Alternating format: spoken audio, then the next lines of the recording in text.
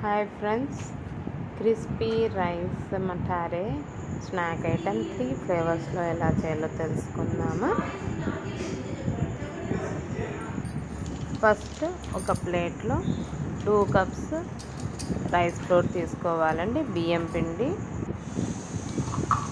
1/2 cup శనగపిండి తీసుకోవాలి. ఈ రెండు బాగా మిక్స్ చేసుకోవాలి, లంప్స్ ఏం లేకుండా, అంటే జల్లి పెట్టి మనం బాగా మిక్స్ చేసుకోవాలి. ఇప్పుడు ఒక గిన్నెలో 2 కప్స్ వాటర్ వేయాలండి. ఇవి మనము బాయిల్ చేసుకోవాలి. బాయిల్ చేసేటప్పుడు సాల్ట్ 1 టీ స్పూన్ వేసుకోవాలండి. ఎప్పుడు బబుల్స్ వస్తాయో అప్పుడు మనము బటర్ 1 టేబుల్ స్పూన్ లేకుంటే 1 టేబుల్ స్పూన్ ఆయిల్ వేయాలండి.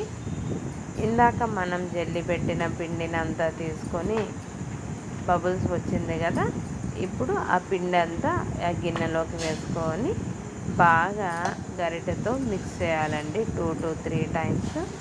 లంప్స్ ఏం లేకుండా నీట్గా ఈవెన్గా మిక్స్ చేసుకోవాలి. చేసిన తర్వాత మనము లిడ్ క్లోజ్ చేసుకోవాలండి. ఉన్న పిండి అంతా నీట్గా వేసుకొని బాగా మిక్స్ చేసుకోవాలండి. ఇదంతా ఆన్లో ఉండగానే చేసుకోవాలి. ఇప్పుడు ఒక స్పూన్తో బాగా మిక్స్ చేయండి. లంప్స్ ఏమి ఉండకూడదు. శనగపిండి గడ్డల్లాగా అట్లా ఏమీ లేకుండా నీట్గా ఈవెన్గా మిక్స్ చేసుకోవాలండి. చేసిన తర్వాత ఒక లిడ్ క్లోజ్ చేయాలి.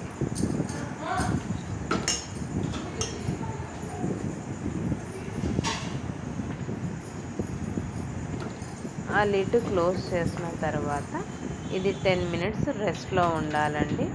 10 మినిట్స్ తర్వాత మనం బాగా పిండినంతా మిక్స్ చేసుకొని ఒకసారి టెస్ట్ చేయండి, ఒక ముద్దలాగా మనకు వస్తుందా లేదా అని.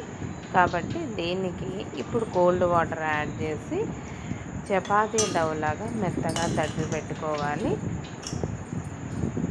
సేమ్ అంటే మనకు క్రాక్స్ అట్లా ఏం లేకుండా నీట్గా బాగా ఉండాలండి. డౌ సాఫ్ట్గా బాగుండాలి. మరీ ఎక్కువ వాటర్ వేద్దండి, మీడియంగా వేసి డౌ ప్రిపేర్ చేసి పెట్టుకోవాలి. దీన్ని ప్రిపేర్ చేసిన తర్వాత ఆ ఉన్న డౌ అంతా మనము 4 పార్ట్స్గా డివైడ్ చేస్తున్నాము. మన ఇష్టం అండి, అది హ్యాండ్ఫుల్ సైజ్ అయినా ఎంతైనా తీసుకొని సర్కిల్ లాగా ఫస్ట్ చేసుకొని ప్రెస్ చేసుకోవాలి. ప్రెస్ చేసిన తర్వాత బాగా వెడల్పుగా, మరీ పతలాగా కాకుండా మీడియం సైజుగా ఉంటుంది కదా, అంత సైజు మనము చేసుకోవాలి. చేసుకున్న తర్వాత బోత్ హ్యాండ్స్ మధ్యలో ప్రెస్ చేసి పెట్టుకుంటున్నాం చూడండి. అలా వచ్చిన తర్వాత మరి కొంచెం ఆ థిక్నెస్ కూడా మీరు ఒకసారి గమనించండి, ఎంత థిక్నెస్ పెట్టినాము అనేది. అంతకు మించి అవసరం లేదు.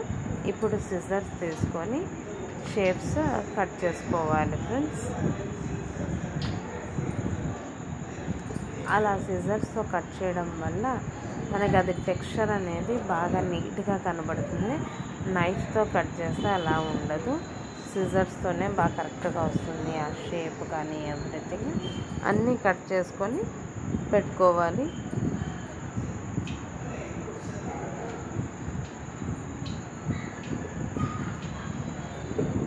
మిగతా డౌని కూడా మనం పీసెస్ కట్ చేసుకొని మనం గిన్నెలో పెట్టాం కదండి, డ్రై కాకుండా పెట్టుకోవాలి.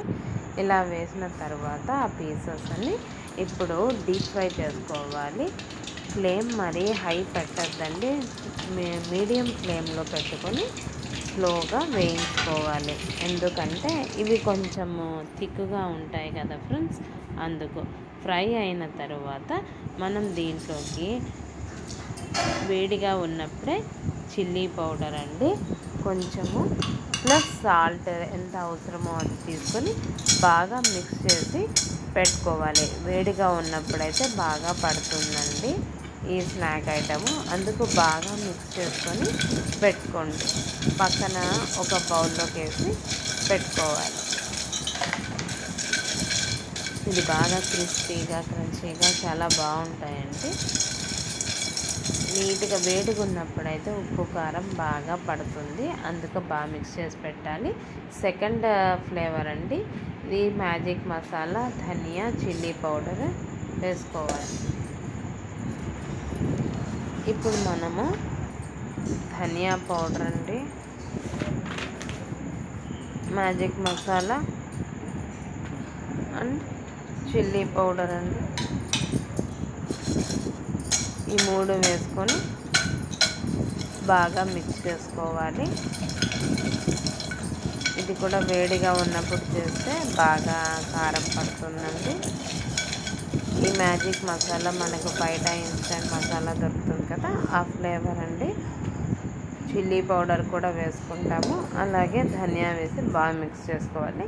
నెక్స్ట్ థర్డ్ ఫ్లేవర్ అండి, కసూరి మేతి, చాట్ మసాలా అండ్ పెప్పర్తో వేసుకుంటాము. ఇది కూడా వేడిగా ఉన్నప్పుడే కసూరి మేతి బాగా స్మాష్ చేసి వేసుకోవాలి. Chaat masala and pepper powder అండి, ఈ 3 వేసుకొని బాగా మిక్స్ చేసుకోవాలి. ఈ 3 ఫ్లేవర్స్లో మనము చేసుకోవచ్చండి రైస్ మసాలా.